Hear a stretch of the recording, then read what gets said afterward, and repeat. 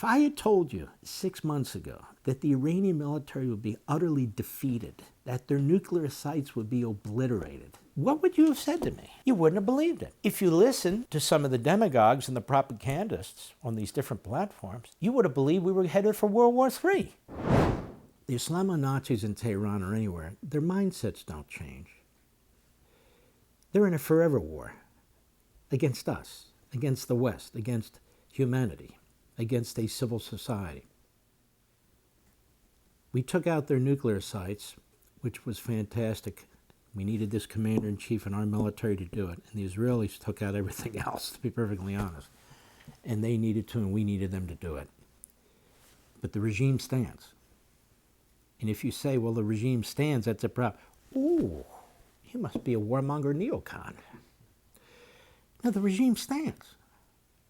And they're still talking about assassinating our president. They're still talking about reinstituting their nuclear weapons. Why do you think the president, at their request, is going to have a discussion with them about going forward? About going forward. And stop listening to these people who said there'd be a war, be a regional crisis, that we'd lose thousands and thousands. They were wrong, and they were knowingly wrong, and rather, they ought to apologize to us, don't you think? I think so. Well, of course not. They'll have less hits, and less clicks, and less hires if they show any level of common sense. So, Tehran Friday, there was a sermon by Khatami. According to Sharia law, Trump and Netanyahu must be executed. Must be executed. We go to our friends at memri.org, memri.org. I strongly encourage you to bookmark this site. As I've mentioned before, they have people who speak these multiple languages from the Middle East and other parts of the world, so they're able to listen to these speeches and interpret them for us. This is a fantastic site, memri.org, memri.org. Let's check this one out. Go. حکم شرعی ترامپ و نتانیاهو دوتاییشون مجازاتشون اعدامه.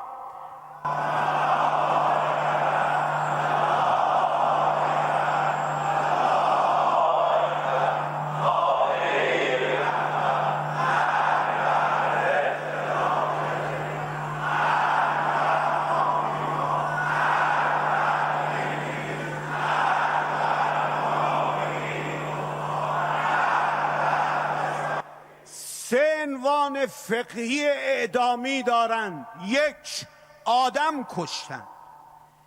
55 بیش از 55,000 نفر در غزه کشید. شهید حاج قاسم سلیمانی ما رو کشتید. شما قاتلید، باید مجازات بشید. دو، عنوان باغی رو دارید. سه، عنوان مفسد فی الارض، محارب با خدا و رسول. We've never heard that before, have we? So death to England, death to America, death to Israel, death to anybody who doesn't agree with them. 55,000 have been killed in Gaza, but of course 55,000 have not been killed in Gaza, and those who have been killed, you have a significant percentage of them who are terrorists, and then most of the rest have been killed because of what Hamas has done. Hamas kills citizens in Israel, they kill citizens in Gaza. By the way, they fight wars. They're called terrorists. And of course, if they hadn't started the war in the first place, nobody would be dead. And Iran backed them. And Qatar backed them.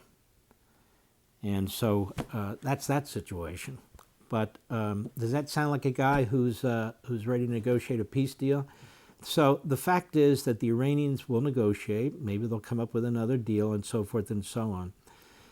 But they're up against a lion, and his name is Netanyahu in terms of that part of the world. And Netanyahu's made abundantly clear that if they start up again, we need the ability to go in and take them out again. And that's part of the stuff that's going to be discussed with, and has been, I'm sure, with our president and our administration. That is, we can't be static about this. We can't stand still if they're going to try and do the same thing, and they indicate that that's what they want to do. President Trump has done something no American president has done since the founding of the State of Israel, and that is that he has worked incredibly closely with Israel, and our militaries have worked incredibly closely. This is the first time the United States has taken direct military action. But I want to be clear, that's a little deceptive because we're taking direct military action in order to protect ourselves too. Iran with a nuclear weapon, and by the way, if you get one, then we're going to have 10, because they don't work, oh, that's just one. They work on a series of them. They get 10, and they're working on intercontinental ballistic missiles. That's for us. That could not stand. You saw what they did with the ballistic missiles. All of a sudden, there's 3,000 ballistic. Whoa, look at those ballistic missiles, which are the size of a yellow school bus. They packed 2,000 pounds of bombs, and they were making them to pack 4,000 pounds of bombs. And the Communist Chinese were providing them with the fuel for them, and the Russians were providing them with the ground-to-air missiles to prevent the Israeli Air Force from coming in. I mean, can you imagine giving them another year, 2, 3, 4? They'd have 10, 15,000 of these ballistic missiles. They've had 10 nuclear warheads. They'd be well advanced on their intercontinental ballistic missiles, thanks to the Communist Chinese and the Russians. What would we do then? What would we do then? I'm curious. And what would the other Arab countries? Do you think they're going to sit there with their thumbs up their nose and say, you know what? They have nukes, we're not. No. They'd buy them right off the shelf. That's the kind of money they have. And it could be a small inbred country like a Qatar with 300,000 people, but 2 million indentured servants, by the way, and they could buy it right off the table too. So any little fiefdom in the Middle East could have a nuclear weapon, and they would. Then what are we going to do? And then they can send dirty bombs over to the United States. Then what are we going to do? That's the problem. That's why you try and defeat these things before they grow out of control, because otherwise you won't defeat them. This is fantastic. We should be having a ticker tape parade over this, what was done. If I had told you 6 months ago that the Iranian military would be utterly defeated, that their nuclear sites would be obliterated, what would you have said to me? You wouldn't have believed it. If you listen to some of the demagogues and the propagandists on these different platforms, you would have believed we were headed for World War III. For all this and much more, sign up for Levin TV.